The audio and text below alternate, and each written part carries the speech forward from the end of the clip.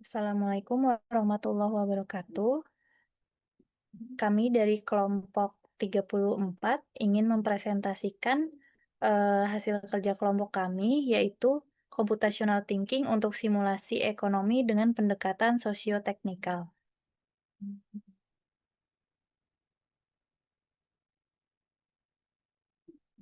Di mana berikut adalah nama-nama anggota kelompok kami.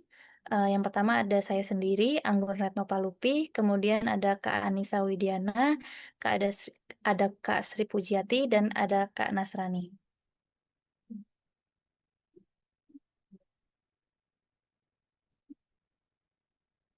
Yang pertama ada latar belakang.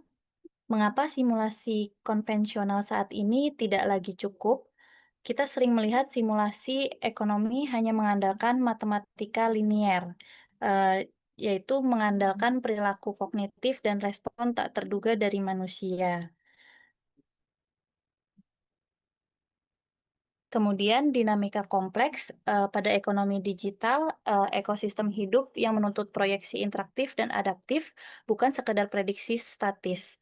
Kemudian solusi pendekatan sosioteknis computational thinking ditambah dengan interaksi manusia akan menyeimbangkan keandalan infrastruktur mesin dengan realitas sosial pengguna untuk menghasilkan instrumen proyeksi yang akurat.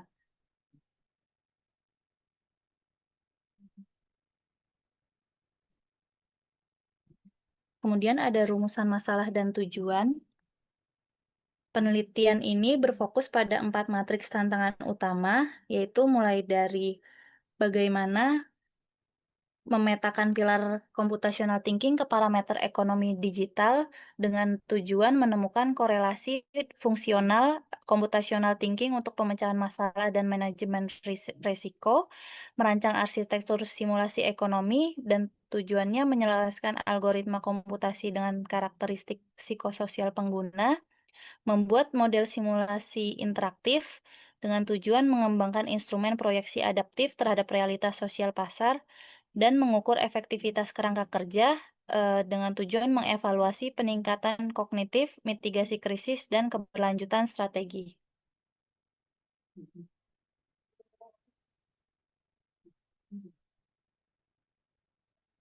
Oke, selanjutnya ada kajian pustaka. Di bawah ini ada 4 pilar computational thinking dalam bahasa ekonomi, yaitu yang pertama ada dekomposisi.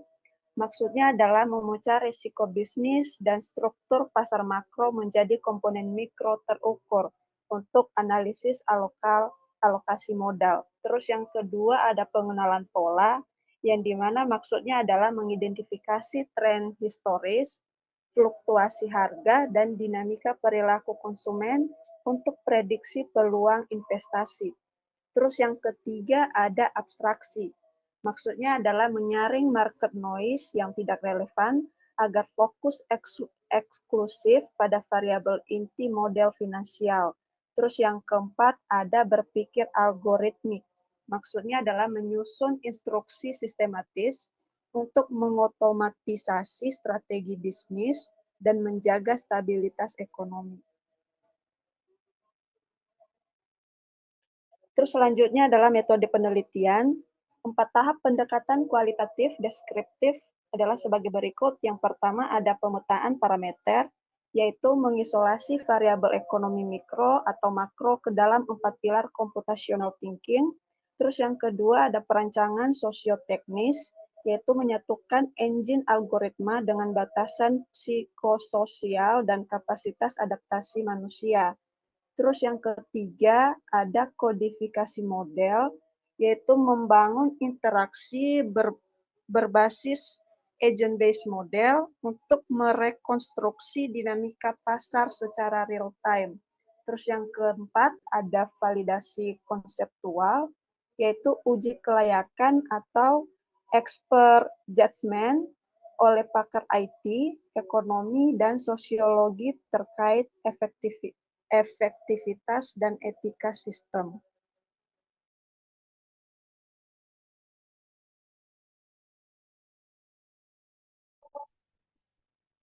Selanjutnya, arsitektur sistem, objektivitas sistem dalam memproses interaksi. Yang pertama adalah klasifikasi, memetakan tingkat kompetensi pemula, menengah, atau ahli berdasarkan durasi dan jumlah transaksi. Yang kedua, adaptasi, menyesuaikan polaritas pasar real time, mencegah frustasi saat terdeteksi pada kegagalan berulang. Yang ketiga, evaluasi, mengukur performa akhir simulasi secara berbobot. Total W1 kali dekomposisi ditambah W2 kali pola ditambah 3 kali abstraksi ditambah W4 kali algoritma.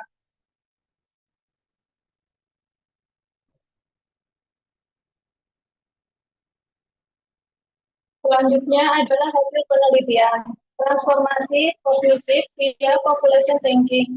Yang pertama, dekomposisi resiko. Pengguna berhasil membedah struktur pasar semrawut menjadi strategi manajemen inventaris yang jelas dan terukur. Yang kedua, pola tren. Peningkatan insting analitis dalam memprediksi ancaman kritis berdasarkan pemetaan data historik. Yang ketiga, abstraksi finansial. Non-programmer sukses menyaring kebisingan pasar dan fokus pada keputusan strategi yang krusial. Yang keempat, otomatisasi strategi. Metodologi memadu pengguna merancang regulasi pasar yang logis dan tersistem dalam simulasi.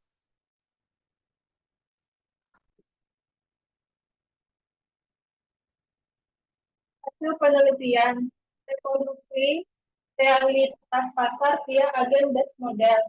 Yang pertama, interaksi temporal.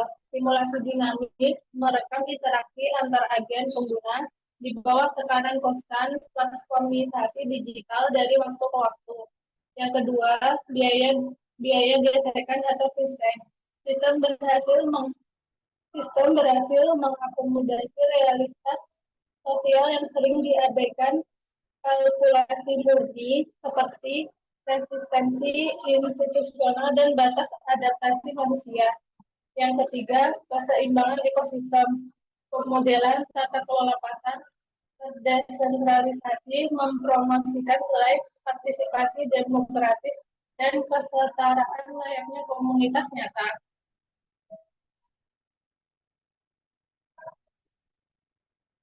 Oke, untuk bagian pembahasannya yaitu ada dampak kognitif dan resiliensi mitigasi krisis.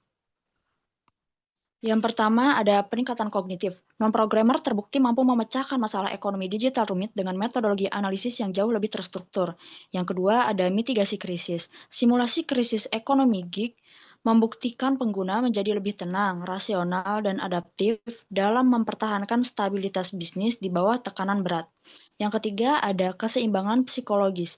Algoritma umpan balik adaptif atau RL berhasil mencegah frustasi sistematik, menjaga rasio tantangan selaras dengan kapasitas mental pengguna.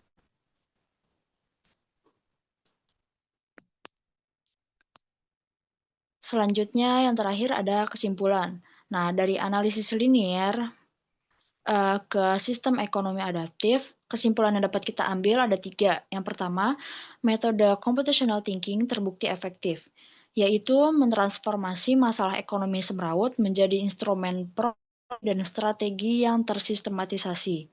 Yang kedua, arsitektur sosioteknis menjamin keandalan. Artinya mesin penggerak seperti decision tree, RL, dan scoring selalu berjalan berdampingan dengan batasan adaptasi dan perilaku manusia. Lalu yang ketiga, lonjakan analitis tanpa frustasi teknologi. Pengguna konvensional mampu mencapai resiliensi pasar tinggi berkat sistem yang humanis dan adaptif.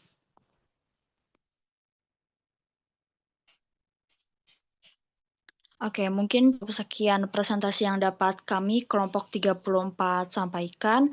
Semoga materi yang kami sampaikan dapat diterima dan dapat bermanfaat bagi para pendengar maupun khususnya bagi kami pribadi. Jika ada kritik maupun saran, sangat kami terima yang bisa disampaikan melalui kolom komentar di bawah. Mungkin cukup sekian. Terima kasih. Assalamualaikum warahmatullahi wabarakatuh.